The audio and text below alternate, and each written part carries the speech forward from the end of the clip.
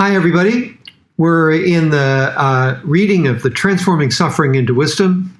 We're in the midst of the third intention, which is a major section in the book on being fearless and forgiving in the midst of suffering. And here the chapter is called The Practice. And each of these chapters is generally just a page. So here's the teaching here. We learn about suffering, including the greatest of sufferings, just by observing our own small measures of suffering each time they arise. How do we use a practice of observation to come to suffering's wisdom? There are 3 steps. First, recognize when you're suffering. See it as a bell of awakening. Second, identify the structure of suffering.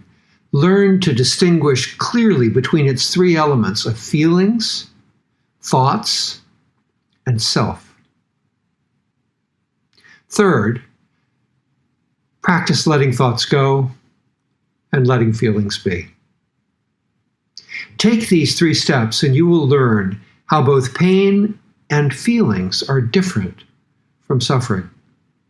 How staying present with your emotions while letting your thoughts and stories go, you no longer feel stuck in suffering.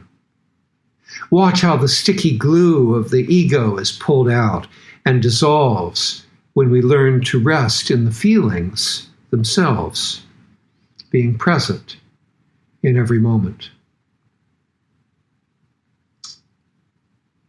So I love this simple description of what it is that we're doing. We're going to pull it apart, each of its elements, and look at them individually. The thing that is astonishing to me in this particular section is the recognition that at every time we suffer, it's got the same structure.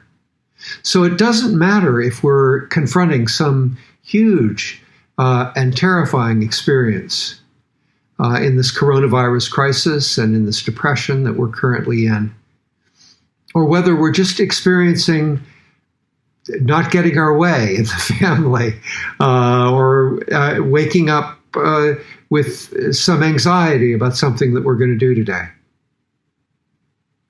Each of these sufferings has the same structure. It has the structure of the feelings, the thoughts, and the self. So we can learn how to transform suffering into wisdom from any level of suffering, however great or however small, because the structure of it is the same.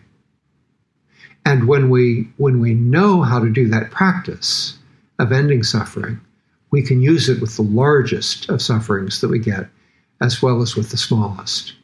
So this brings great meaning to all of our life, not just to the moments of joy that we find in our daily life, to the moments of energy or happiness, but also to the moments where we feel stuck in some way, because now we have a practice and we have a way of learning how to apply this practice, strengthen this practice, so that ultimately it can deal with and overcome the greatest difficulties that we find ourselves in.